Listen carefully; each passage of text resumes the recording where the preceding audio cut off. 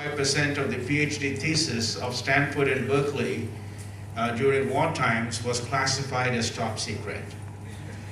So when the war was over, when the Cold War ended with the former Soviet Union and internet came into being, we took all that knowledge and turned it into commercial products like radios and televisions and all these technologies that we enjoy today, cell phones and laptops.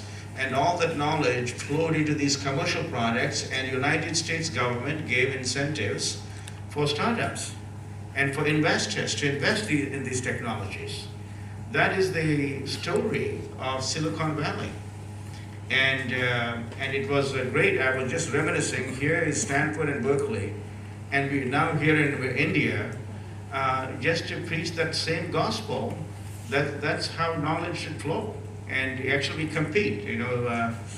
Stanford people don't talk to Berkeley people because one group feels superior to the other, and all those differences should go away. But that's how. But some of the competition is also good.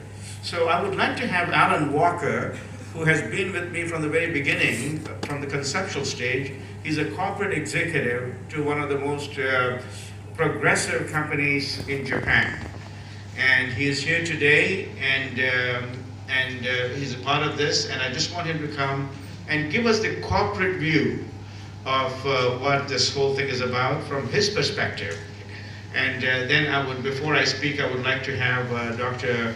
Murali Krishna, who has been a great champion for me in making all this happen, also to say a few words, and then we can begin with the agenda. Alan?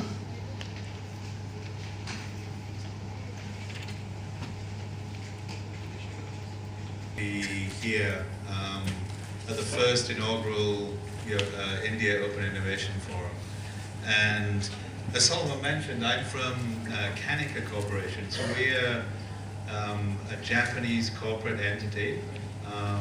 And I sit and work in New York City, and I take care of the US business for Kanika. Solomon and I started interacting, how long ago now, Solomon? Maybe 4 or 5 years ago?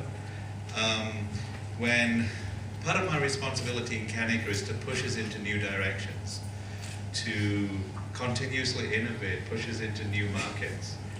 And so I started searching around, in other words, how can I drive innovation in a conservative Japanese company? I think, as Solomon mentioned, we are innovative in a lot of ways, but we don't like taking risks. We don't like stepping into new directions easily.